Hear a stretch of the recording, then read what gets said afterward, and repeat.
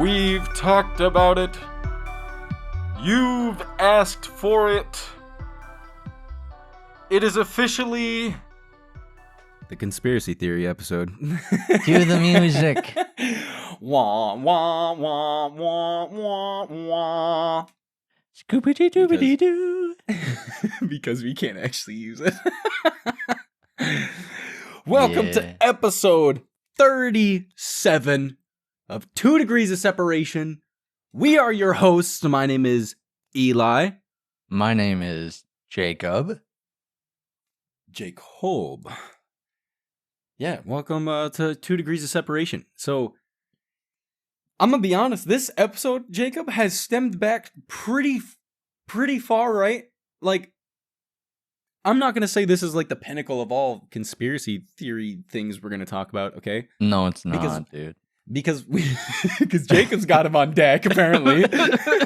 Jacob literally, dude, Dude, this is why Siri tells me things aren't a Dude. test. dude, I swear, like, Jacob, Everybody turn your basically just phones went- off. dude, my The phone's CIA off. is about to start turn your listening. phone off. Open your ears. Or No. actually, don't turn your phone off because you might be listening to this on your phone. Oh, okay, yeah, all right. Well, then maybe not. But so Download Jacob the did a podcast whole- airplane mode. there you go. That'll work. He did a whole homework assignment, dude. This wasn't homework, brother. So I have a Shoot, couple dude. things I was going to talk about, all right? And then before we start today, Jacob goes, I have one. I said, brother, what? He says, I have one. Well, okay. Because I want to know, I want to hear what it's about. And so I'm excited, but Jacob did his homework, so we're It's going to talk about interesting. that in a little bit. It's interesting. It's just, I don't know. It's a cool little. It's cool. little. little. Hey, it is in the grand scheme of things. There you go. So, what was I gonna say? We've been talking about like conspiracy theories, right? Since around Halloween, Jacob. You realize it's been that long? I mean, Like, I could believe it. all right. So, we've been talking about it for that long, and then we've, throughout the weeks, we've talked about doing an episode like this. And I think it would be cool because there's tons of conspiracy theories out there, right? There's a bazillion of them. Oh yeah. So I think it would be cool to like do this again as long as, y'all find it interesting. If you don't, tell us to kick rocks. I don't think they're gonna not like it. I mean, you already, Jacob. So we were playing games with our friend last night, Kristen and I, and when we got in voice, one of the first things he says is he goes, "Listen, I got a question about the podcast." I was like, "What's up?" He said, "Are you guys doing the conspiracy theory episode?" And all I said was, "Yes." That was it. I didn't explain anything else. I just said yes. So he's not the only person to ask about this. So apparently people are excited. The heart Um, wants what it wants, man. He also brought up because you blew my mind with the astral projection thing. Oh like, yeah. Listen, to anybody who has been listening since that episode where Jacob brought that up, the astral projection thing is a literal. It is a documented. I don't know how you project. didn't know this. Jacob, why would I? I thought I thought when it came out, everybody was like, "Whoa, the government's like onto something." No, I thought everybody dog. was like that. I'm just gonna start asking everybody I know if they know what astral projection is, and see what happens. And I bet you nobody will. And then I'm just gonna show them the FBI website, dude. And No, that's what he was saying. Our friend, he was like, after Jacob mentioned that, he was like, all right, cool, I guess. And then he was like, wait, I want to look into this. So he said he Googled it, and he was like, he didn't know what to do. It's crazy. He's like, I didn't think it was real. I was like, that's why do you think I reacted the way I did? Because it is a documented project that they did. Like, they did this. Yeah. That's horrifying. So, Jacob's, doing it again. No. Dude, I'm in on it. I'm in on it. So the first thing that I wanted to talk about was, because it is close to us, or at least it's close to you still, technically speaking. Heck yeah. It's not close to me anymore. It is the Great Lakes Triangle. So obviously, everybody knows about the Bermuda Triangle. You got planes going down over the Bermuda Triangle. You got boats sinking, all that stuff. And apparently Lake Michigan has its own triangle, dude. What? And this was recorded back in 1977. Cue the Edmund Fitzgerald music.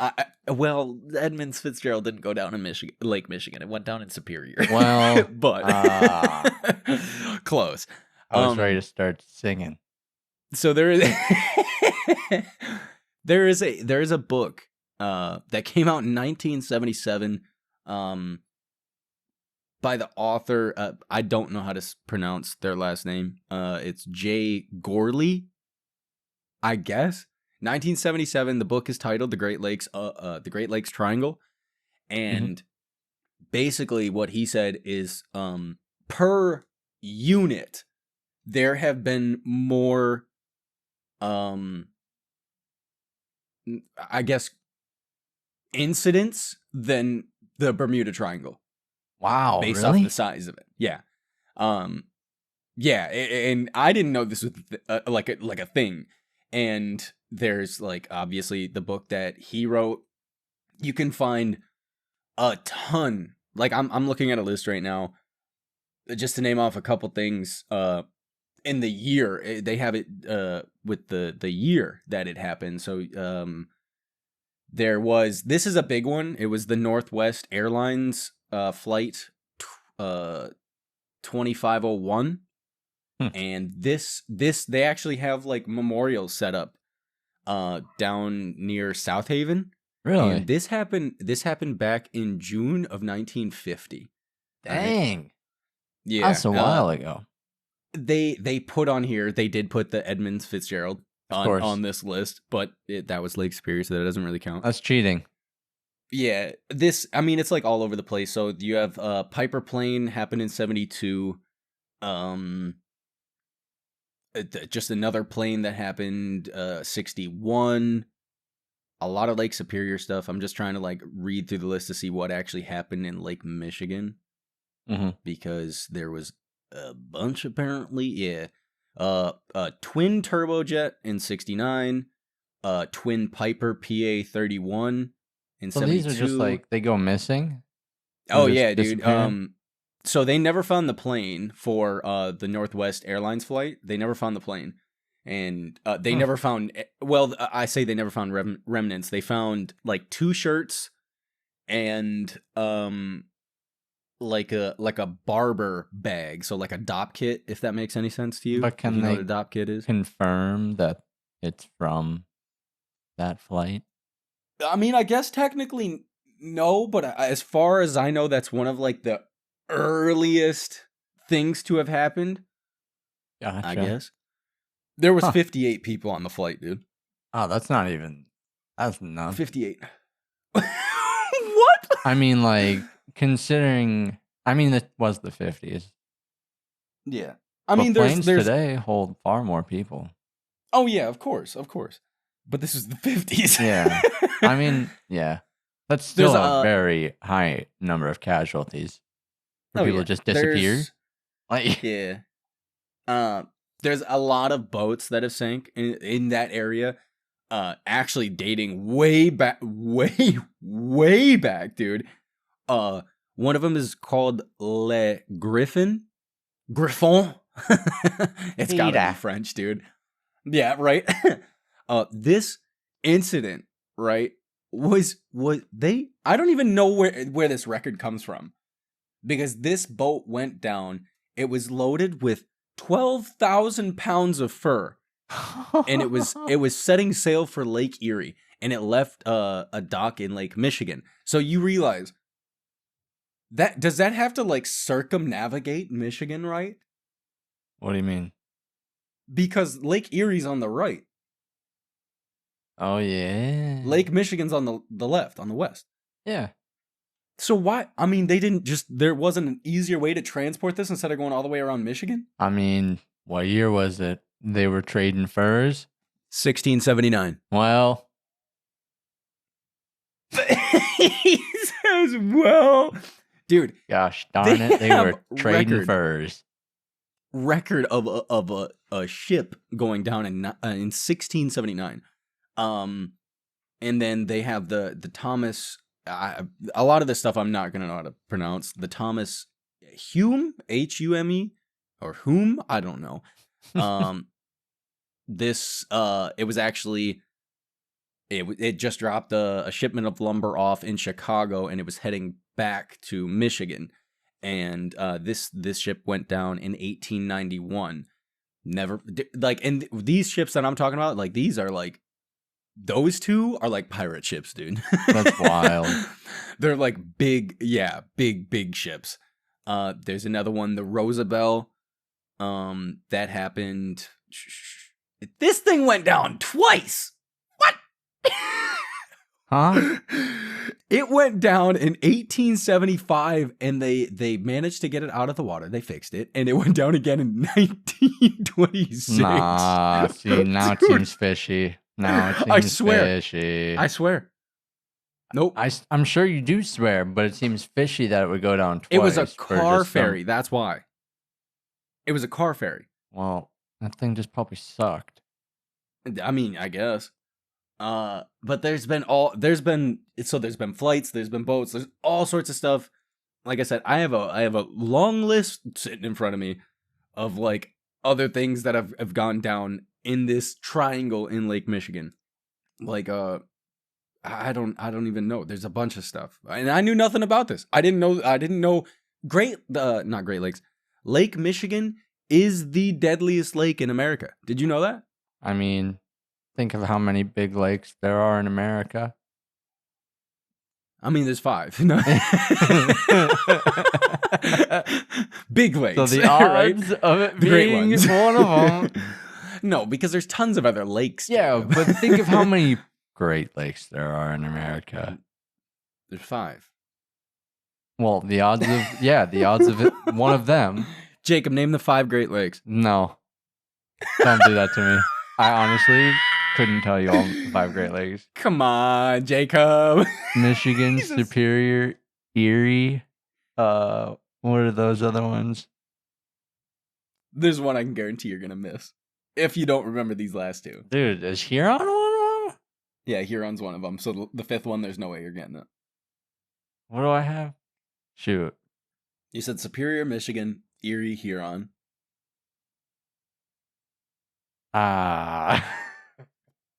Lake Ontario, brother. Yeah. Lake Ontario. Get out of here. Get out of here. Oh, Canada. Our home and native land. Yup. Get out of here.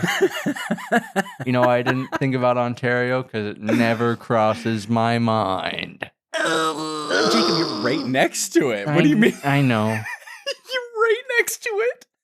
I'm probably going to have lung cancer in my early 40s because of Ontario. I mean, possible. Yeah. Dude, fires, it's fine. Fires? No, I'm talking about the steel mill that we lived next to for our entire 20-year childhood. That's fine.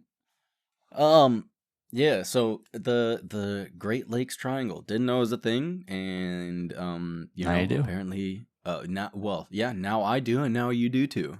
Heck yeah. Wow. Why not a square? This next one is, so I remember growing up, we've talked about it a lot, how like at least my childhood for sure was I stayed at my cousin's, Yeah. Basically grew up there. And one of my cousins, I should say more than one. There was a couple cousins that were like at one point in their life got really deep into conspiracy theories, okay? And Wait, we're talking what? like yeah. How did I not know So this? listen, I can't answer that. So I had to have been like 12, between 12 and 14, maybe younger than that. And I remember our cousin, talking about this thing called Project Bluebeam, right? Oh yeah, dude. And okay, yeah. so Jacob now knows. Project Bluebeam. So the way he talked about it, so you got to realize this is, so it's 2024. I'm gonna be 28, right, next month. And this was what, more than 10 years ago, 15 years ago almost, that he was talking about this. And it's still talked about today, especially as of like stuff happening recently.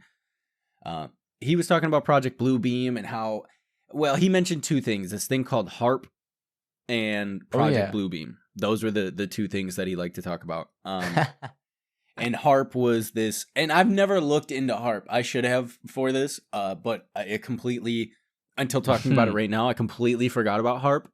So it'd be interesting to look into. But he talked about Project Bluebeam, and it was how like NASA has this grand scheme to create like a one world, well, a unified religion across the world. It's not just NASA, dude. Well, hey, I'm just saying what he said. You want to talk about Project Bluebeam?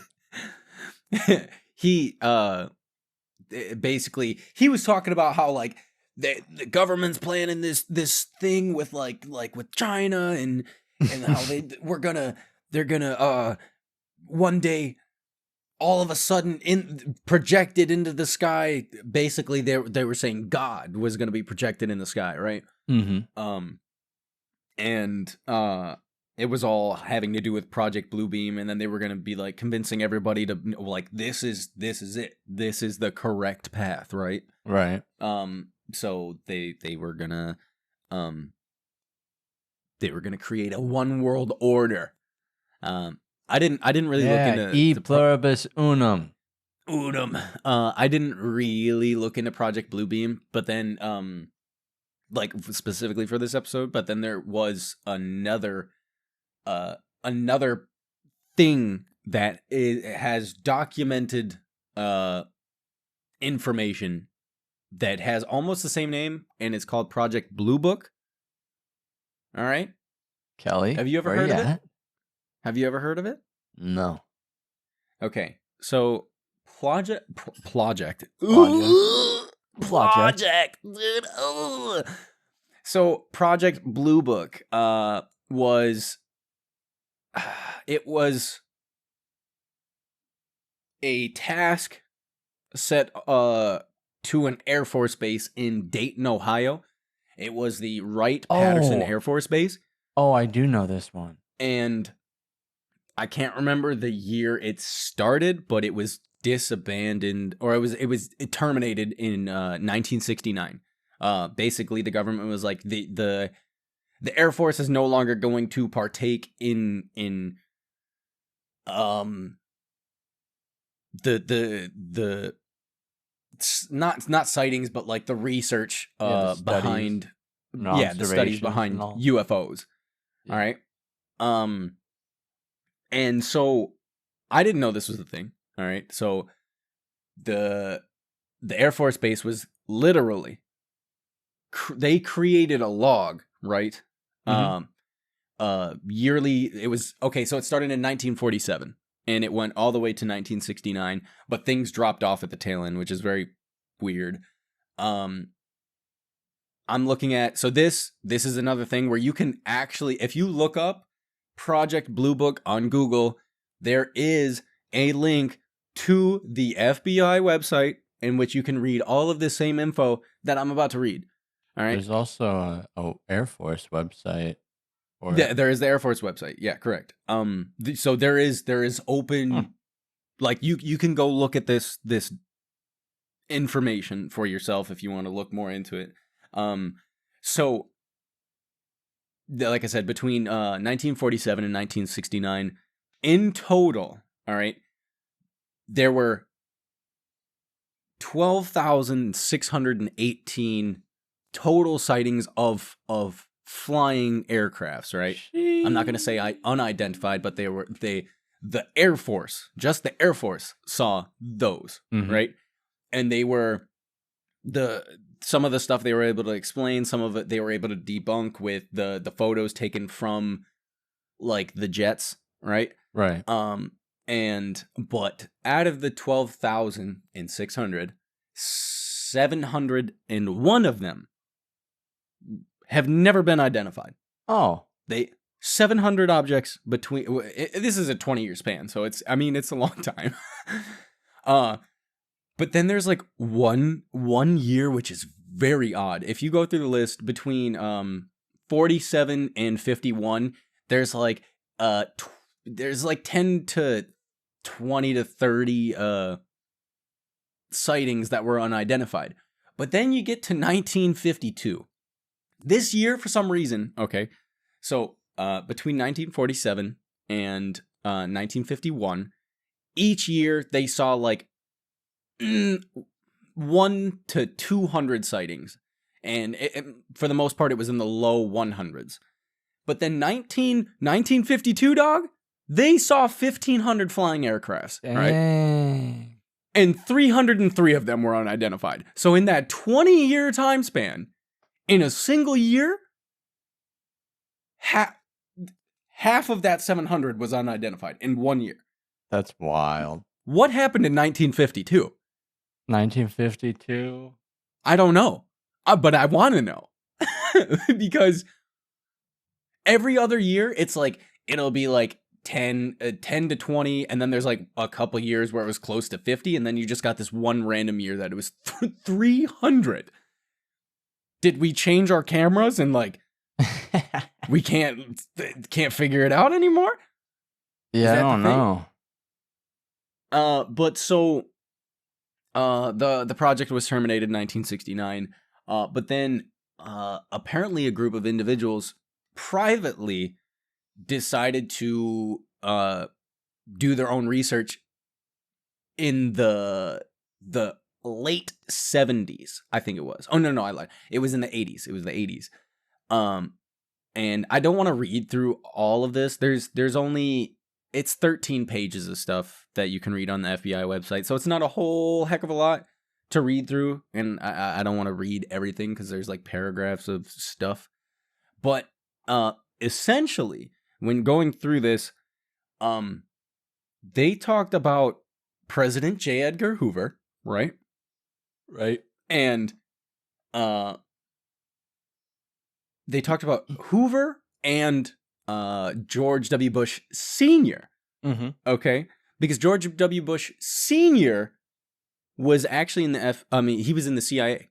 Okay? Oh, okay. And he was asked, George W. Bush Sr. was asked about Project Blue Book and the UFOs. And basically, like, in the interview, he just told the person they don't know the half of it. They don't know the half of it. All right? They don't.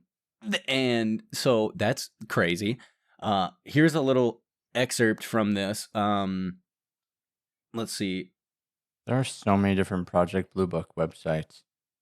Yeah. Oh, yeah. Holy. So, I'm trying to see how I can break this down. This request of Goldwater being, I guess he's just some guy that was asking for some information from Senator. Oh, no, it is Senator Barry Goldwater. Whoever he is, I'm not trying to look up his backstory right now. Just trying to get clarity. He Senator Goldwater was asking for some information on Project Blue Book, and the Air Force basically, at this point in time, they found a saucer that had crashed. And after doing some digging, after reading this, the saucer that had crashed, basically, nobody will talk about this thing happening. But it is talked about under another incident. Like, it's really weird reading this in here. Like, in this, because I found out what it is. The Air Force found a saucer that had crashed in New Mexico. And oh yeah, come on, man. We all know this one. What is it, Jacob? Roswell. It's the Roswell incident. But they don't say anything about it happening in New Mexico in this document. It's just that they say that Senator Goldwater was asking for information on this, and he was straight up told it was a need-to-know basis. But then any sort of documentation on the Roswell incident is that it was just a what is it? The balloons for like it was a weather balloon. Oh, even back then they were using that excuse, eh? That's the excuse. But then why are you taking something? All right, so you have this group that is known to, they are literally tasked with UFO stuff, right? And something goes down in New Mexico and you're gonna bring it. They brought said saucer all the way to Dayton, Ohio, to the Wright-Patterson Air Force Base. That's the way to do it. Where Project Blue Book was. That's the way to do it. But then any sort of like documentation you look up on the Roswell incident, it is that it was just a weather balloon. But then, like, if that were the case, if it was just a weather balloon, why be so, right? Why be so iffy about it? It's a little, it's a little suspicious, man. It's a little sus. Alien. It's I don't really know what it is, but it's just something really interesting to look into because Project Bluebeam kind of was still worked on privately by a group of individuals, and if you're reading through this, you can see somebody, because they have a bunch of stuff blacked out. There's a whole paragraph in here that it's blacked out completely. Like you can't read any of it, and it's let's see. Before taking office as president, Jimmy Carter announced to the public that if elected, he would give the American people the government's information about UFOs. This did not happen. Yeah, this did not happen, and Mr. Carter was given a complete President Carter was given a complete runaround. And in this, the guy says, and I could tell you more about this because I was contacted by the Pentagon on that matter. And then the follow-up paragraph, blacked out. You can't read any of it. It's blacked out. So there's some like really interesting stuff to read about it. And basically, I don't know who the individual that was writing to. It is a letter to William S. Sessions, the director of the U.S. Department of Justice, Federal Bureau of Investigations. Hot dog. Okay, whatever. It was written to him, or wrote to him. Sorry. And you can't find out who wrote it because at the very end of the letter it says very sincerely, and then the whole signature, like redacted. The signature, the name, it redacted, bro, redacted, and then it goes on to William Sessions is basically sent a letter back to the individual, and it says, "Dear redacted." All of the information, like the address, everything, all of it is not in there. It's all gone. But whoever the mystery individual was reaching back out to William Sessions because William Sessions was kind of trying to carry on Project Blue Book. Mm-hmm. And he was reaching out to this unknown individual for information. So the unknown individual literally in the letter gave William Sessions he gave him a challenge to see if it was possible for him to find out anything else that was possible.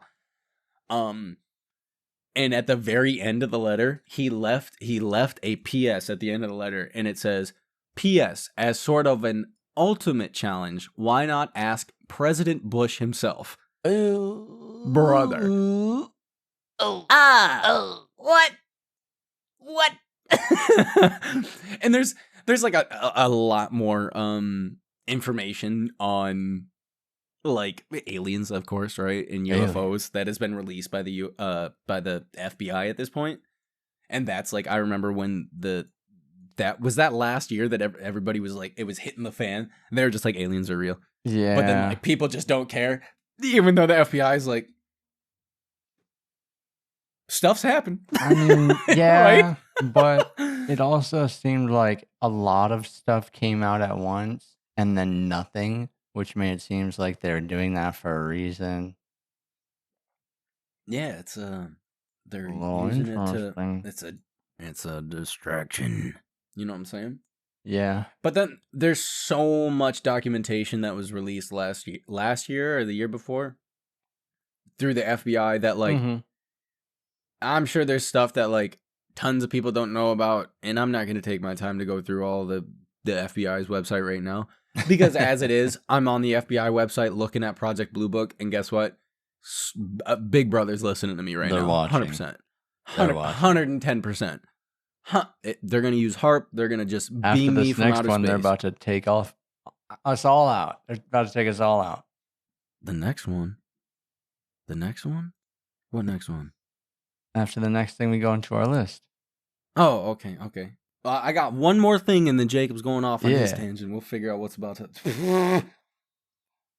All my stuff seems like sissy compared to yours. No. Because I don't even know what yours is, but you literally wrote an entire novel for this thing. We'll get there. But I want to hear about this next one. Basically, the last one is, which I knew about this because of Ghost Adventures. My name is Zach Baggins. Zach Baggins. I never believed in ghosts until I came face to face with one. Dude, I can remember the whole intro, I swear. Like how all the scenes played out and everything. It's crazy. You wanted us. You got us. You got us, dude. Arms out, dude. Arms out in the black shirt with the studded, like just the cross on it, dude. The shades on in pitch black. Yeah, right. In pitch black. Could you imagine, Jacob? I swear, if we go ghost hunting, dude, 100%. I'm wearing sunglasses. Dude, you got a faux hawk instantly, just like that. Dude, you step out into the night with shades on, instantly got a faux hawk, instantly got a tight black tee on. We're gonna do it. We're gonna do a cut like that, like us walking out of a door, right? And the camera's gonna be outside. Like it's gonna be the camera's gonna be following us out of a door, and then it's gonna just snap to the camera outside. Guess what? Here. Faux hawk sunglasses. He says we can't talk about it. We can't give away these ideas. But what's crazy is we don't know when it's going to happen. So when it does happen, people are just going to be like, I mean, they said it. They said it.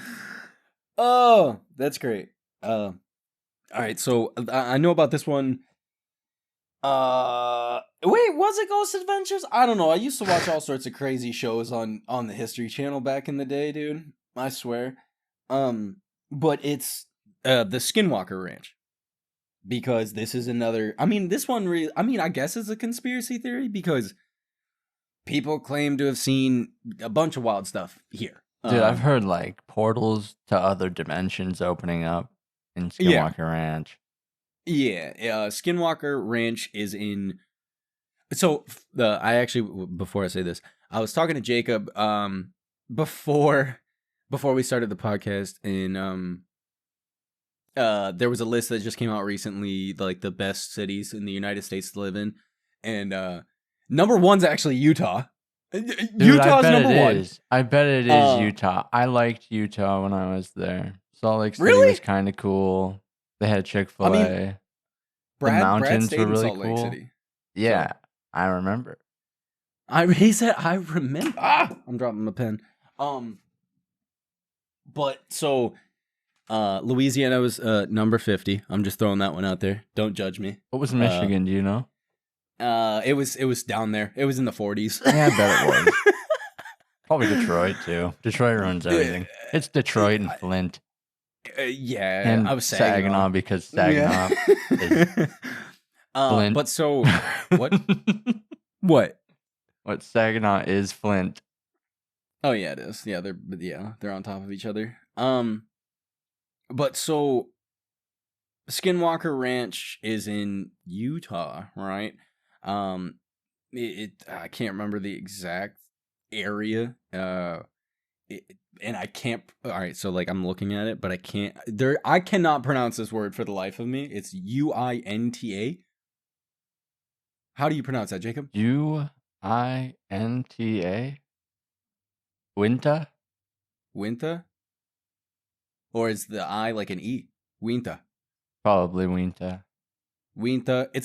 It's in that basin, right? Okay. That's where it's at. People have said that they've seen UFOs.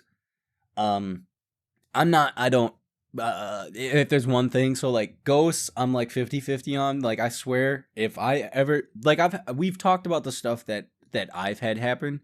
Yeah. But I swear to you, if in my life, if I see a ghost, my entire perspective on life is going to change dramatically. I'm going to fall off the face of the earth. I'm going to go live in the middle of nowhere. Nobody's going to hear from me ever again. There are no mostly ghostlies. I don't believe it. Mostly ghostlies. But maybe I do. I don't know. So people talk about crop circles and like that's fake. In my opinion, completely fake. Somebody just went out last night and decided to cut some grass. You know. I'm sorry. In what, like, I don't know. I say that, but then, like, you see some, like, crazy drawings on, like, old Mayan and Aztec stuff, and even, like the glyphs from, Egypt, or, like, just old writing in Asia. There's a bunch of crazy symbols used all throughout history, right? So, yeah. Hey, you never know. Ain't my cup of tea. If you believe in crop circles, yeah, cool. Maybe crop circles are like, they I believe in crop dusting. No, maybe crop circles symbolize like a marker for certain type of land or something. Could you for imagine, these aliens? dude? And they're marking you it, so imagine? it's like this is good soil. Jacob, Marking don't as say that. dude. You know, I've never thought about it until just now. Jacob, you're Jacob's creating a conspiracy theory on the spot. What if it Guess was what? though? You know, like the Thieves Guild in Skyrim marks houses. Dude, maybe. Aliens marked the land with certain shapes to define I was gonna say. what materials they could harvest from that spot. We got precious metals under here, or we got some really good soil right here. That's crazy. Crazy. Jacob, why you gotta say that? I don't know. He says, I don't know. Sometimes I just get thinking a little too hard. But so, to anybody who doesn't know, I think we've talked about skinwalkers. I think we did back in I can't October. remember. So I feel a like we might have. skinwalker, yeah, I think we did. Just to brush up on it quickly, it's a Navajo legend, in which like, they had these witches that had the ability to shape Wendigo. between. No, Wasn't it? No. I thought it was the Wendigo. no, Oh, maybe no, not. no. Wendigos. Oh well, no. I actually think you're right. I think you are right. I think in some situations, yes, the Wendigo has been considered a skinwalker. Am I wrong? I think Jacob's got me confused now. I think I'm getting them confused too. I think they're separate. Skinwalker, it's its own thing But- as of right so, now. The Skinwalker, it was. Oh, I'm clacking my mic with my coffee. The Skinwalkers were these witches in the Navajo culture that had the ability to switch between the shape of an animal and a human, and animal could be all sorts of things: rabbits, dogs, wolf, bear, anything. And there's a TV show on this. You know that, right? There's like an actual on the History Channel. There's a TV show about the Skinwalker Ranch. And apparently somebody, it was there's a fly around me. Somebody bought the ranch, and squirrel. Yeah, somebody bought the ranch, and they literally bought it. It wasn't called the Skinwalker Ranch, obviously. They bought it with the plan to like retire and, live peacefully, but apparently one night your boy done heard something outside, and it was a wolf. All right. But he said it was unlike any wolf he'd seen because it was huge. So what did he do? He hit it with the ratata. You know what I'm saying?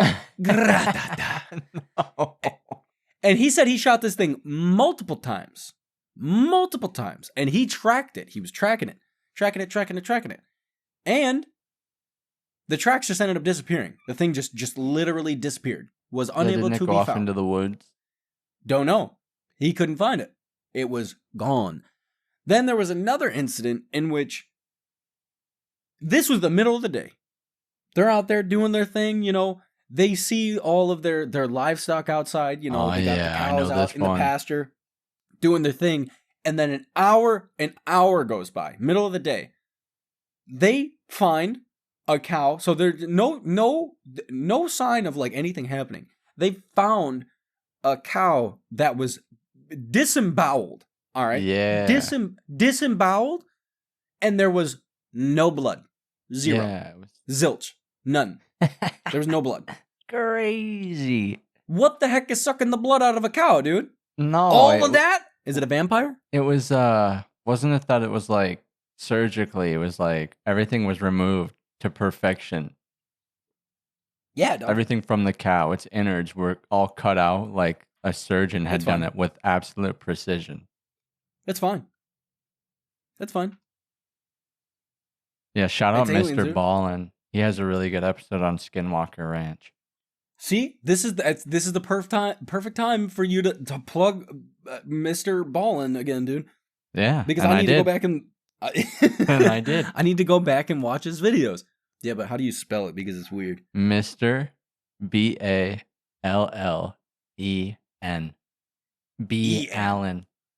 So if you're trying to go listen to some more conspiracy theories, go check out his channel because he's got like the strange, dark, and mysterious, man. That's what he does. That's so cool. Yeah, shout out Mr. Ballin. Love Mr. Ballin. We're gonna start watching Mr. Ballin. 100%. Heck yeah. But so Skinwalker Ranch, not a whole lot else to be said. That there's been all sorts of stuff. There's theories on what it could be, whether it be aliens, whether it be the actual Skinwalkers, yeah, like Navajo legend, or whether it could be a geophysical process is causing people's brains to hallucinate. Well, that's crazy. I guess. And maybe you're onto something with the aliens putting crop circles out places, Jacob. Because guess what? They beam in the dirt out there, and then all of a sudden your brain gets foggy. Yeah, imagine that's just them trying to harvest resources from under the surface, and then you just get sucked up, and they're like, well, this isn't what we wanted. And then they look at you, because they're like, what the heck is this? This ain't a cow. Dude. Imagine. That's crazy. Could you imagine? That's actually, it's cool though. It's cool conspiracy theory. It would be interesting to, I don't know, dude. I don't like the desert. The desert scares me. Because there's nothing there and you got nobody. You have No one. The desert moves like the ocean. Oh no, the ocean's a different. Yeah, that's a whole dude. I'll take the desert over the ocean any day of the week. Yeah, but you think about it, with the desert winds over time, the desert really does move like the ocean. I mean, yeah, it does, but it takes a. I mean, dude, no. Think of what's just covered under there. All of the desert could be explored. You know, I was just reading an article a couple days ago. They found another riverbed that ran alongside, I think it was the Nile, to get to the Great Pyramids, and they believe that is what they actually used to move these stones downriver. I mean, let's be real. So deserts could hide because sand is so easily moved. I mean, like sandstorms happen all the time. Yeah, like you said, it moves like water, and so over time, you talking if something goes untouched in the desert for 200 years, right? It's gonna get overrun. Like, we'll touch on it another day, man. I've got a whole thing behind it. All right, so don't you even worry. Guess what? My conspiracy theories are out the way. What you got, Jacob? Come on, beam me up. Let me time out, guys. I gotta open my library book right quick. Yeah. Time to enter the Library of Alexandria. Jacob. Yeah. This thing is like for real. If you were to type this out normally, it's like 4 pages. It's not 4 pages. It's like 4 pages. A page and a half. And I'm not gonna say nothing because I just like the. All right. Anyways. All right. So my theory is all about the Great Pyramids in Tesla and how they work. Where did you hear about this? Yeah, it's a long story. Okay. All right. Okay. But I'm chilling. Nonetheless, we're here now. You said the Great Pyramids in Tesla. What Tesla are you talking about?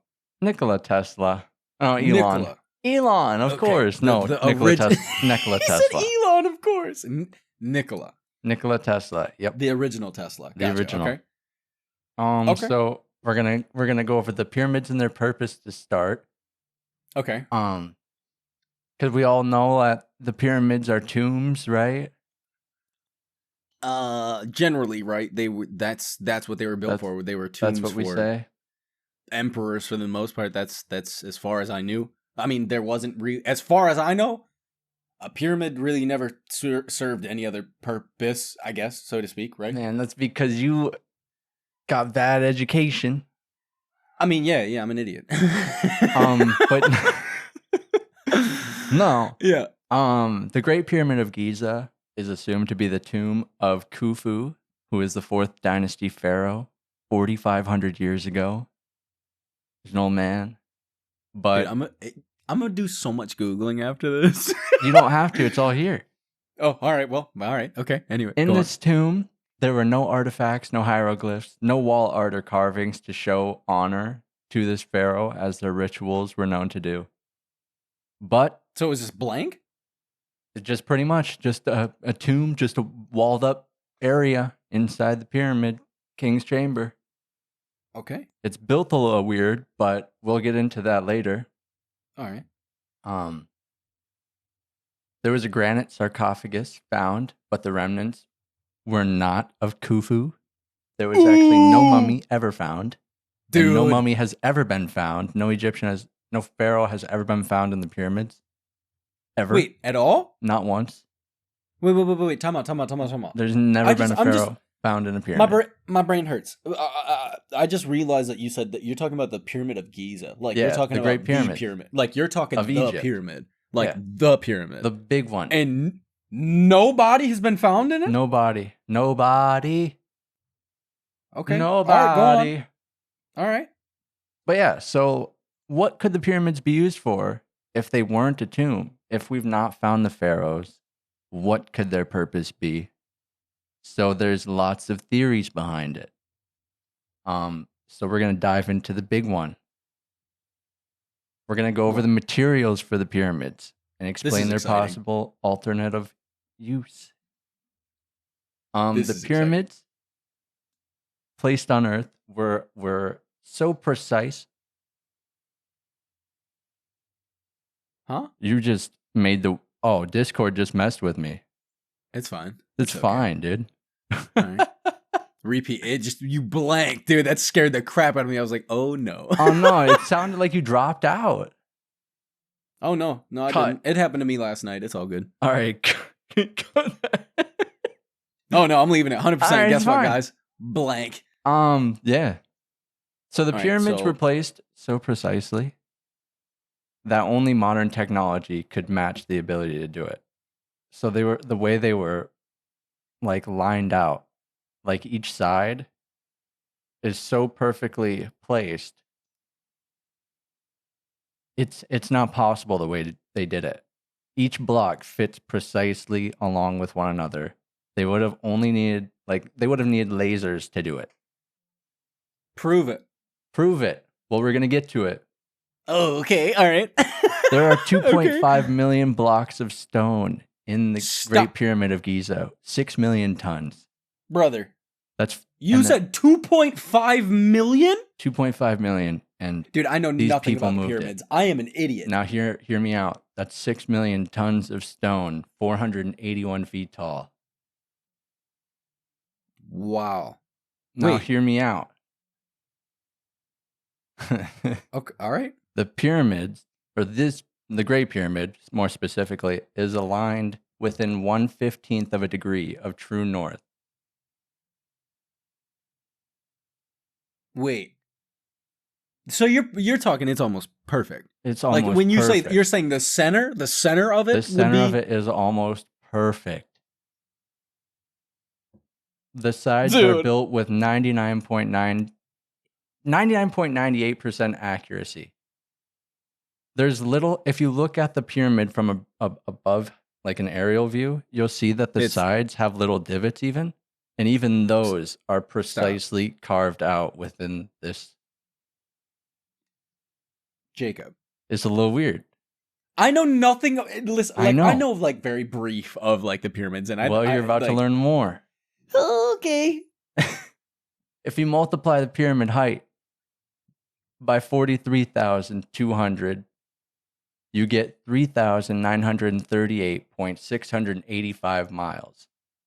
This is within 11 miles of the polar radius of Earth, which is 99.7% accurate. How can we prove this stuff? They already did. This is where the numbers are coming from. Who is they, Jacob? Multiply it. Do it right now. And then look up what the polar radius of the Earth is if you really want to. I'm doing it 100% on the fly, guys. Guess what? All right, so wait. You said it was 481 feet tall, right? Mm-hmm. And then you said what are you doing 481 feet tall for? Oh wait, yeah. What am I saying? The height. Multiply the height. Yeah. Yeah. I was like, huh? I'm looking at numbers back, and I'm like, why are you looking back in this thing? Oh yeah, but then they switch it to miles, so I don't know how to convert this into miles, dude. I'm so lost now. I don't know how to do the math. Anyways, go on.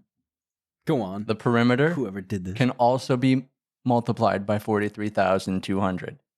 You'll get 24,734.94, which is the circumference of Earth at the equator within 99.3% accuracy. Jacob, stop. And then to nail it all into the coffin, the Egyptians were obsessed. What? So where the pyramid is placed, it's basically like a perfect compass. Literal. It is. Is it used as? Is it a sundial, dude? What? So you mean we'll get to it, man? So perfect, like it's so perfectly placed between the equator and true north. Yeah, like it is perfectly aligned. Yeah, how? Are you sure about, dude? There's what? And not only that, so we were multiplying everything by 43,200. Yeah. Well, the length of the day and night on equinox that the Egyptians are so obsessed with is 43,200 seconds. I don't want to be here anymore. Scientists do say that you can't really consider this all to be like shebang shaboom because the Earth is different sizes at different places, so like measurements kind of have to be accounted for. Yeah. But it is a little weird. Well, so you're saying measurements have to be accounted for, but that's how we would do it modern day, right? It's how we do it modern day. It's pretty wild. Ugh. But now we can get on. Now that we know how the pyramid was like placed, we can get on to what makes it. What makes the pyramid? We know what stones are placed on it. We know it was limestone. It was like a smooth, nice limestone. You ever seen pictures of what the original pyramid looked like?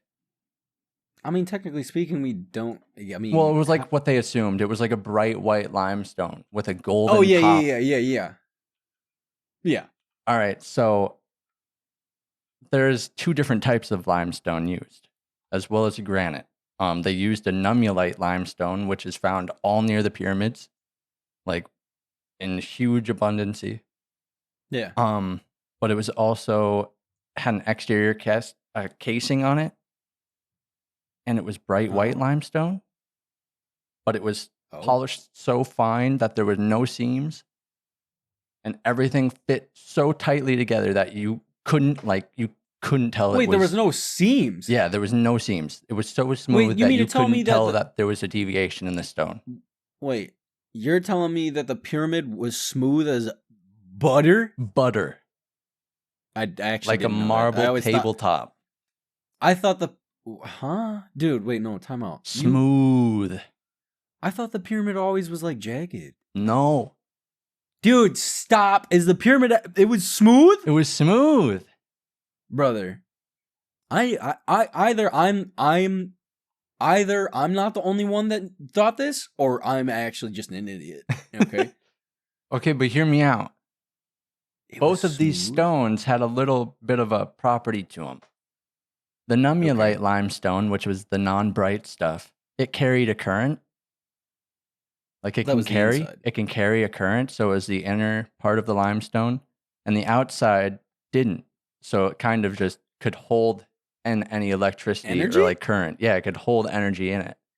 Inside, because it won't escape that limestone. Okay. But this white stone was found 10,000 miles away, dude. That's where they got it from. 10,000 cut and shipped from Tura. Dude, that's like the entire that's the entire length of the US, like from that is east so to west. Far. Wait, what? Brother, what? But are you sure? And they needed I want to speculate. They needed this limestone because it didn't have magnesium, so it was like an insulator for the pyramid. Why did it matter though? Well, we'll get to that. Because not only was it limestone, but it was rose granite. Rose granite contains quartz, and when you compress it, or move it, it creates what's known as piezoelectricity. What? So you would have like one rock face or one face of granite that's like positively charged and one that's negative. So you could create a current, like a circuit. Yeah, I refuse to believe you're telling me this. Wait. You could create a currency. You're telling me that using that, you can theoretically create basically just a generator out of it. You can create, vibrations within the stones to create electricity, to create waves within the stone under high pressure or just like compressing them really, really hard. Okay, yeah. And it'll create a circuit. And quartz is used, in a lot of stuff even today. Oh, yeah. So it's understandable that, I mean, it's if you're wearing a watch right now, if you're wearing, like, literally, quartz on you. There is, if you look at your watch and you look at the face, there almost always there's a little piece of quartz in it. And that's actually like what it technically powers it. Yeah. Have you ever lit like a barbecue with one of those long necked lighters? Yeah. Quartz crystal. Nuh-uh. Yeah. The inside, that's like what's conductive, I guess? Yeah. I mean, that's what's creating the zap. Yeah. Wow, quartz crystal, dude. What? But because of this, the king and queen chamber of the pyramid are made of 85% quartz, and the tunnels are lined with the same type of granite. So the whole inside of the pyramid is essentially one big power plant if provided power. If it gets power. If it gets power. And okay, this theory first came out in the 70s, like the 1970s. So it's not that old. And everybody thought it was kind of like, that's so far out there. Shut up. Okay. But then, shut up. As time went on, people were like, hold the phone. We haven't found any pharaohs. Yeah, see, you're blowing my mind with that one. I thought it was a tomb. Like, I thought that's what it was. Yeah. Well, hear me out. Not today, brother. Below the pyramids are a bunch of aquifer chambers. Like a bunch of water chambers. And I'm sure a lot of people do know that. Well, they're scared to actually do a lot of excavating in the pyramid due to that, because they don't know. They know that there's water. Like, they know there's water. Yeah. But they're afraid to see what could happen. Well, the theory goes that the process for generating the electricity begins in what is known as the subterranean chamber of the pyramid. As water moves through these aquifers, all right, create sound waves, trickle, trickle, trickle, trickle. The frequency of the sound resonates through the pyramid. Stop! And it charges along with the vibration of the earth below it. The pyramid used the process to harness and focus the energy throughout its chambers. Brother, stop. Dude, just wait. It gets so much better. Wait. Because this is literal fact that this was built out of that. Out of these stones. They know all these stones are there. And it just actually, like, listen. And hear me out. We're going to get, dude, if you think this is crazy. I ain't no conspiracy theorist, but. This ain't even conspiracy yet. That's the thing. The stone's there. What do you mean? The stone's there. The only thing that's conspiracy is that it might have generated electricity, but everything else, this is all there. Like I can Google it. You could go look at what the pyramid's made out of. Data. Go look at the pyramid. Like right now? Go look at what it's made out of if you really want to. I don't give a hoot. Right. Look at the Great Pyramid of Giza. Look at the materials used to make the Great Pyramid of Giza. They're going to say Tura limestone, Nummulite limestone, rose granite. Wait, let's see. Because, dead serious, dude.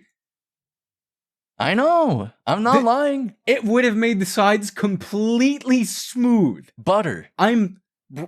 Jacob. Dude, you ever play Assassin's Creed Origins? Yes, but still. You ever slid down them sides? Dude. Oh, you're so right. Dude, aside from where it's like chunked out on that thing, you can just cruise. It's in this article that I'm looking at, that's exactly what they're saying. It's like how it was in a casing, basically. Dude, what? Okay. All right. So you ready for the next bit of this? Yeah. So we've got the pyramid harnessing and focusing the energy created from the sound waves of the water with the vibrations. So now we enter the Queen's chamber. All right. These vibrations travel to the Queen's chamber, where a chemical reaction is to take place to create hydrogen. There are two shafts in the Queen's chamber, the north and south. They both have two different types of chemicals in them, naturally occurring within the stone. And there's no way. They are found. You can go look it up. I can't remember what the chemicals are. I can find it out if you really want to know. If you're messing with hydrogen, I told Kristen this yesterday. You're talking like you're creating a bomb. Yeah, like you're creating a Hear me bomb. Hear me out. The north and south, these two shafts show that the chemicals, when mixed, create a volatile reaction to create hydrogen. The hydrogen then flows from the Queen's chamber to the Grand Gallery, which is made of entirely of granite. With the buildup of the hydrogen in that chamber, it'll compress the granite and creates electricity within that stone. So it's transmitting the energy into the grand gallery, the heart. So the inside was used as a compressor to create the vibration, basically, right? The water is used to create the vibration, to then create the hydrogen, to create the compression, to generate electricity in the grand gallery, the heart of it. So essentially, like to create a heartbeat. Dog. Yeah, dude. Dude, it's like what? Who thought of this? This is the craziest thing. Dude, and how long ago was this? This theory? I mean, it's been what? No. Oh, I don't know. The pyramid, bro. It was a long time ago, thousands of years. 4,500 years ago, roughly. Anyways. Yeah. And dude, you're gonna love the end of this. So we got the compression on the granite to create electricity. The electricity then ionizes the air to increase conductivity within the grand gallery. What? Yeah. Because you have the electricity within the granite, so then it starts to affect the hydrogen in the air, and then it ionizes that and increases the conductivity within the pyramid itself.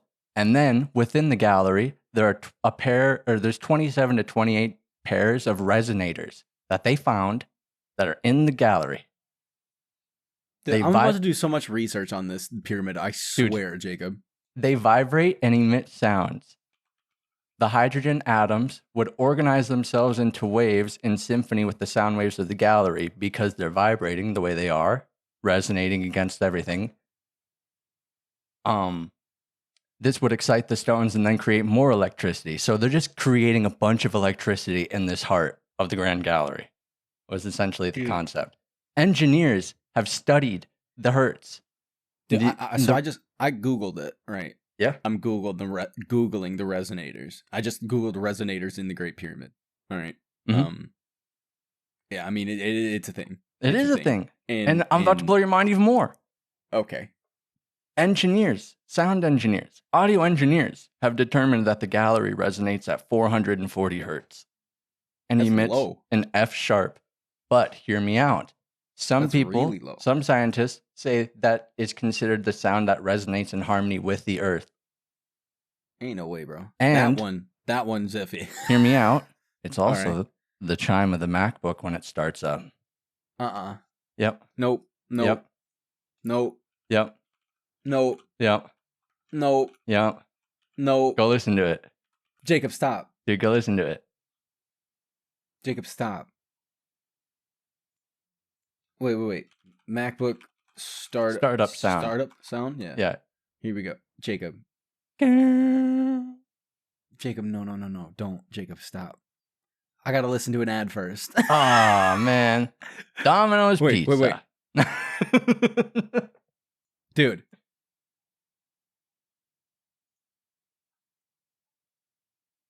There's no way, dude. But yeah. So there's a small shaft at the top of the gallery. Now that we've got the electricity pumping in the heart of the Grand Gallery, you know? Mm-hmm. There's a small opening at the top that's just big enough to perfectly fit hydrogen microwaves from the Grand Gallery through to the King's Chamber, which are resonating, in theory, at 440 hertz and F sharp. Okay. Above the Grand Gallery, there are 5 layers of granite beams separated by air gaps, known as the relieving chamber, which, if you look it up, they say is to relieve the weight of the pyramid. Okay. Which can make sense, totally understandable. But you can also look at what's inside this relieving chamber and realize that the beams that are being separated are smooth on 3 sides but rough on 1. And some theorists believe this is how they tuned these beams because they chipped them away slowly until they resonated at F sharp. And the beams resonate at F sharp. How do they know that? they can detect it. They use I'm saying the Egyptians. I don't know, man. How do they know, dog? I don't know. But then it goes to the King's Chamber, which has what we know as a Helmholtz resonator. It's like blowing air into a bottle. So essentially, all of this pressure blew up into the King's Chamber and yeah, exactly. Yeah. And it was one big instrument that powered everything. Dude. Through its vibrations and frequency, it essentially transmitted that power globally. Excuse you? Out the top of the pyramid. Like a big Earth battery. No. And if you look an aerial view. No, dude, Jacob, stop.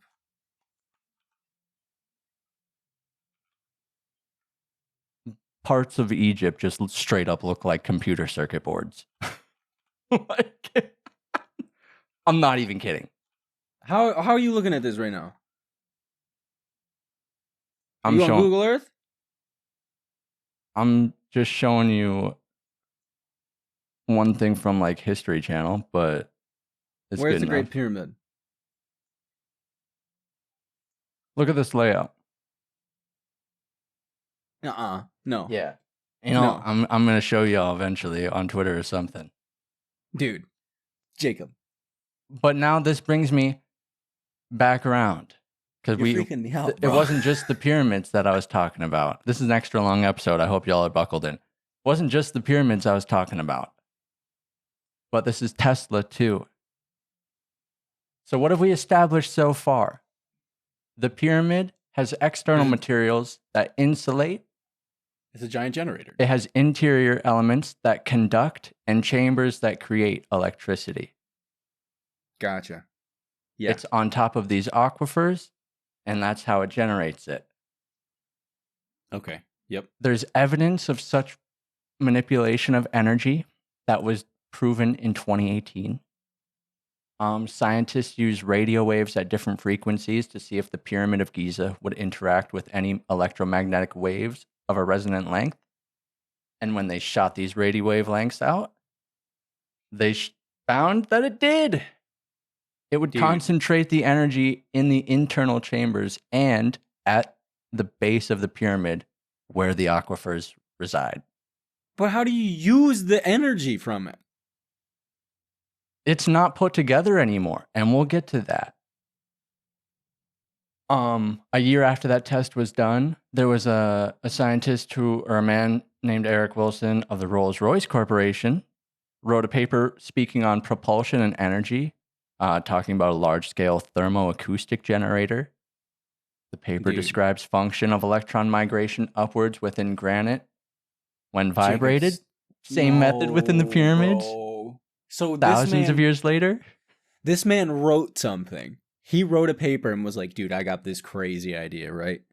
We can create electricity or energy using granite or this. Yeah, it was a couple different types of stone, but granite was one of the primary ones. Basically backing the idea of the pyramid being a giant version of what he said. Yeah. That's disgusting. Well, it wasn't his theory. Eric Wilson wasn't the guy who was like, the pyramids did this. He just wrote it. He had this whole thing about large-scale thermoacoustic generation. He had an idea of it, right? Yeah, and the pyramids that's what I'm saying. Were like the exact same thing. So he had nothing to do with the pyramids. Zero. He just came up with the idea. In his own thought, was like, this will work. Apparently. And then now come to find out, yeah. Even the Egyptians knew it would work. So now what? Let's go to the other side. Now it's 1900, early 1900. 1900? Early 1900s. Okay. Early 1900s. Nikola Tesla is on the scene. He said, "Hey, JP Morgan, I got some plans. I can make you a telephone, wireless, but I need the money." What? Yep. And JP Morgan said, 100%. You got it, buddy. Whoa. What? I know you're probably looking at the Notion and there's a part that I haven't gotten to yet. Don't worry. No. I'm literally going line by line with you. Like, I'm not looking at anything else. Zero. But yeah, he did. He got funding from JP Morgan. But not only did he, I mean, plenty of people back in the early 1900s got funding from JP Morgan. He was a huge, wealthy person. Of course. Yeah, of course. Of course. I'm pretty sure JP Morgan is the monopoly man. Like, brother, what? I'm pretty sure he's like, that's the model for the monopoly man. I'm pretty sure it was JP Morgan. No. I'm pretty sure JP Morgan at one point bought the US out of debt to save it from going bankrupt back in the early 1900s. Oh yeah, no, it's it's him. Okay, I know what I'm talking about. He is the I did not know that. Dude, what? Yeah, dude. Dude, the Monopoly Man is based off a real person. That's why you can own all the corporations. He didn't buy out the US, dude. That's why you can own all the corporations, because you can become Monopoly Man. Oh, wow. But anyways, enough about JP Morgan. We'll get to him later. Tesla had a lot of good ideas at the time that gave JP Morgan and a reason to fund him. I mean, Tesla proved at the time that he could wirelessly transmit electricity through a small device near a light bulb. He could motion it near a light bulb and it would power it without any connection. He was creating we don't even have that today. We do. What? We do, and I believe Tesla is also the creator of the light bulb that lasted forever, but they never put it into production because they couldn't make money off of it. What? Because guess what? You never have to buy another one again. We'll lead into shortly. Tesla got the funding for the wireless communications that JP Morgan wanted. Yeah. Well, Tesla said, I can do that, but I could do better, and said, I'm going to start transmitting electricity. We're all gonna benefit under the banker's dollar, under major investors' money. We're all gonna live free. That's actually. He could have pulled it off. Dog, he was playing with fire. He could have pulled it off. How did he not know that? Was so close. It was the 1900s. Banks barely existed at the time. You kidding me? I mean, that's true. He tried to pull a Frank Ocean and never got blonde out, essentially. Yeah, pretty much. Yeah, correct. But he wanted to do this, what he called the Wardenclyffe Tower, which was that big, looks like kind of like a water tower. Wait, Tesla did? Yeah. He wanted to build this tower, which would generate electricity wirelessly for the entire world. Which is the Wardenclyffe Tower. It is the Tesla. It's the Tesla Tower. It's the Tesla coil. Essentially, giant Tesla coil. Yeah. And this tower was, like the pyramids, built on an aquifer with copper and iron rods. The electricity was meant to be distributed all around the world when lightning struck the tower. The pyramid was, like I said, built on the aquifers. The Earth's resonance was used by both pyramid and the tower to disperse the energy across. I believe Tesla did it, I think, through the sky. Yeah, he did it. Yeah, it was through the sky. And I believe the pyramids was the same way, out the top. Oh, yeah, you said it. Which was why the top of the pyramid had that cap on it the way it did. Dude, did Tesla steal their idea? I don't know, but Tesla said, this is a great idea, but I don't have the money or resources. I gotta go back. JP, give me some money, bro. And JP said, not your money. And he said, we're not giving you any more. And he turned his back on Tesla, slammed the door. Get out of here. He did all that after Tesla made the Tesla Tower? Yep. Because JP Morgan owned General Electric, AT&T, hundreds of copper mines worldwide, rubber farms, insulation factories, steel, timber, coal mines, power generator companies, and 24 railroads to transport all their materials, which would all go under if that electricity was free. He would have put all of his businesses out of business. Yep. So instead, he funds Thomas Edison and Marconi, who stole Tesla's ideas and became rich off of it. Tesla got foreclosed on, the tower was destroyed by the bank, and they destroyed it? Tesla died with nothing. Well, he didn't die. I mean, he died, but he didn't. He died with nothing. Well, he was murdered, but and he was blacklisted from other investors because of J.P. Morgan, and ultimately never got success. But that's the end of his story. The pyramids, here's what they think happened. With the hydrogen chambers, they were controlled explosions, but they found evidence that an explosion might have been too extreme at one time. Yeah. And kind of just ruined those chambers so they didn't work the way they were supposed to anymore. They found lots of serious charring on the inside of the chambers. And I told you it was a bomb. That's like when you're, if you're making it's a bomb.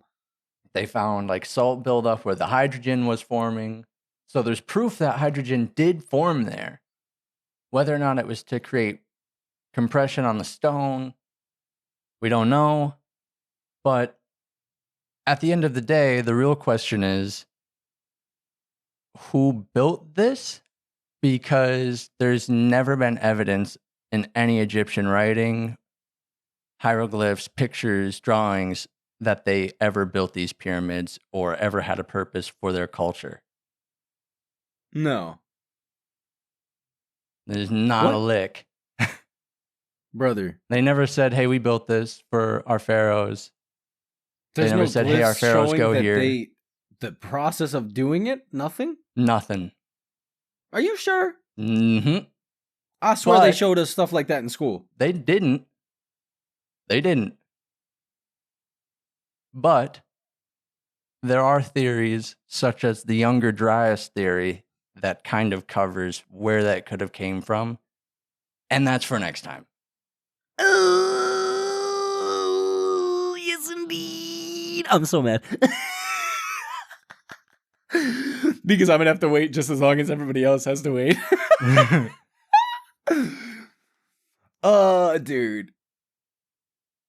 What? I'm all out of water, man.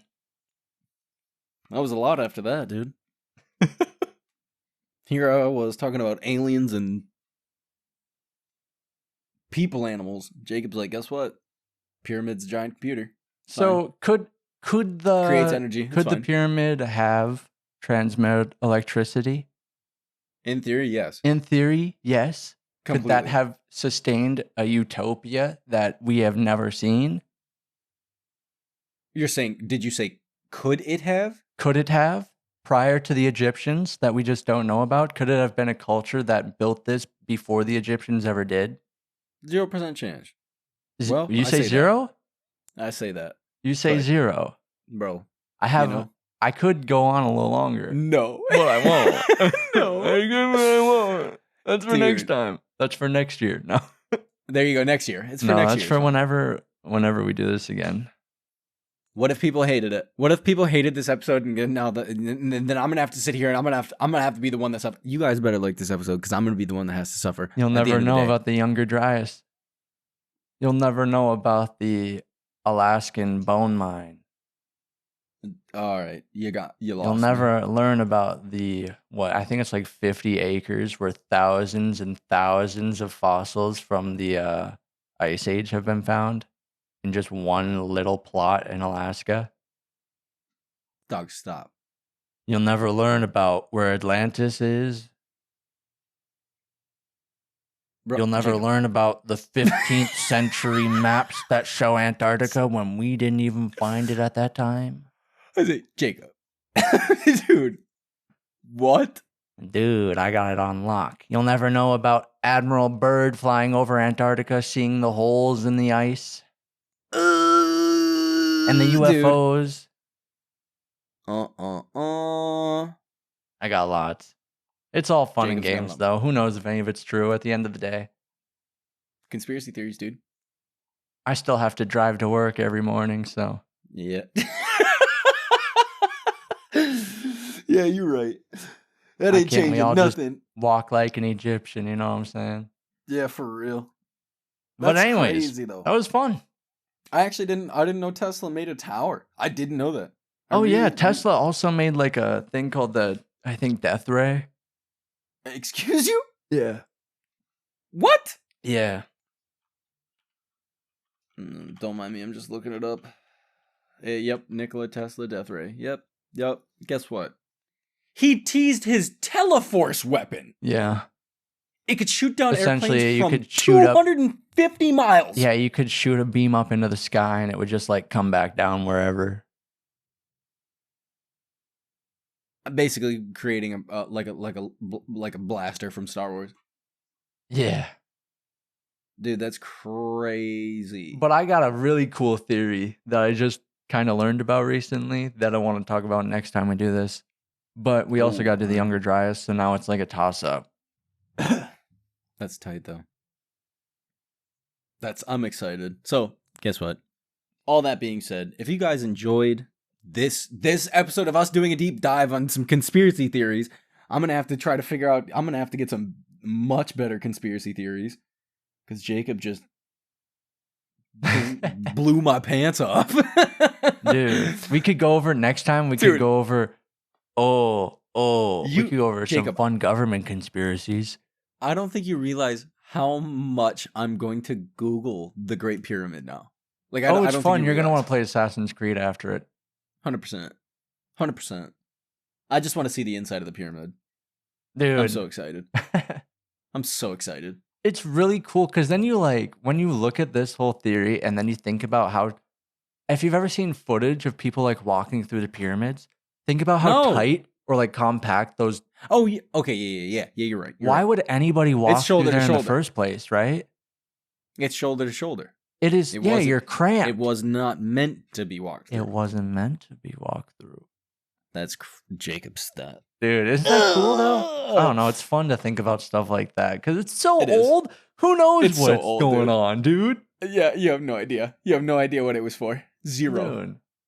We got transforming fish at the bottom of the ocean. Yeah, it's a fact, dude. You ever seen those? No. Oh my gosh, really? No. I'm about to blow your mind. Next time. Why would I have seen this? Next time. He says next time. He says next time. All right, but yeah, if y'all enjoyed this episode, it was actually what? Song of the week, baby. Oh, yeah. Well, wait, before we do the song of the week, if y'all enjoyed this episode and you want us to do it again, hey, let us know, dude. Let us know. I'm gonna be putting that not as the Q&A, but like the poll. Yeah, the poll. I'm gonna be placing that in the poll. Q&A will probably also be related to if there's some other conspiracy theories you'd like us to talk about. So, yeah, that's tight. I'm really excited. I hope y'all like this episode. This is where I thrive. Yeah, Jacob killing it. Like I said, he wrote a paper on this. So yeah, no, it's definitely out of our norm for what we usually do. So I don't know, it's a little exciting. Definitely a little exciting. So yeah, song of the week, Jacob. The song of the week. Hey man. Gotta be. Hey man. Gotta be. Hey man. What day are we recording this? It's a Sunday. Yeah, you know we went to church.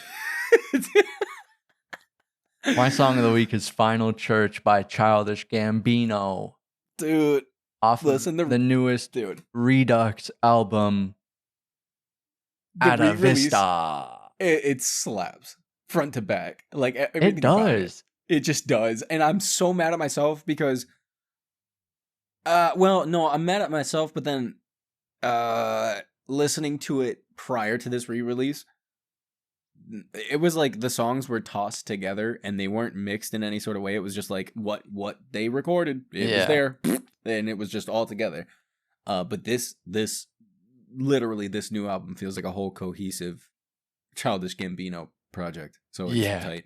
And I'm going to see him in September, and I'm so excited. I hate you. Shout out to everyone who wouldn't go with me. Dude, I'm so... Jacob, I can't tell you how excited I am. I bet you are. When Final Church starts playing, I'm going to feel it in my soul from states away. Dude. I'm going to feel depressed. I'm going to be like, why? Why am I depressed right now? And you're just going to be listening to...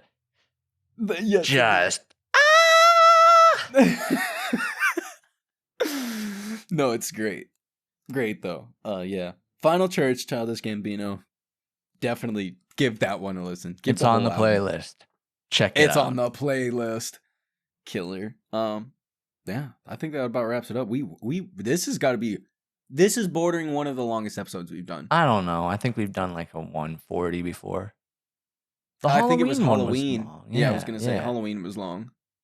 It was in one of those episodes for sure. Well, one of the longest. If y'all want another 2-hour one, hey, listen, conspiracy theories is one thing, because like Halloween is Halloween, right? So we were just talking about scary stuff, but this we can do at any point throughout the year. I mean, technically we can do ghosts any point. Dude, I could do this every week if I had to.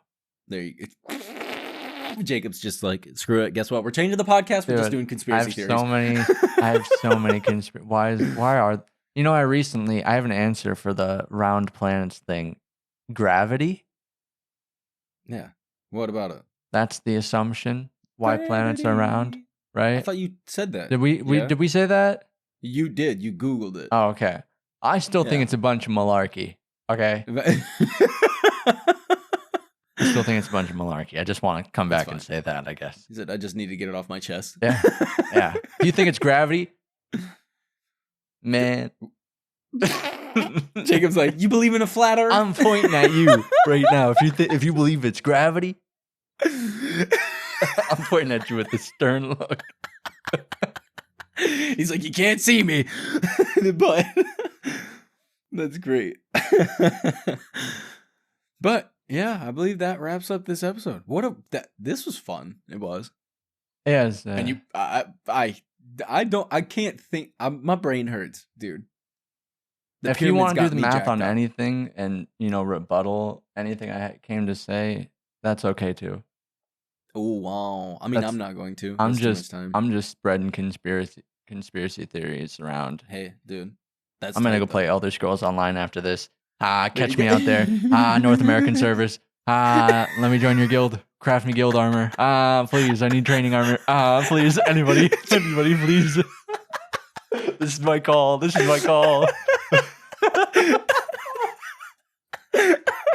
The outro is Jacob begging for somebody to help. I'll give you top 5 mods of the week if you just give me some light training armor from the guild. Please. I need it. He said, I'll give you top 5 mods. I'll give you anything. Anybody. Honestly. Do you want coins? I got coins. I'll buy you a collector's pack in the store. Dude, I can't. Oh my goodness. Well, on that note, Jacob, it's time. It's time for me to say, yo, if you want more, crazy conspiracy stuff like this, go check out our socials. Yeah.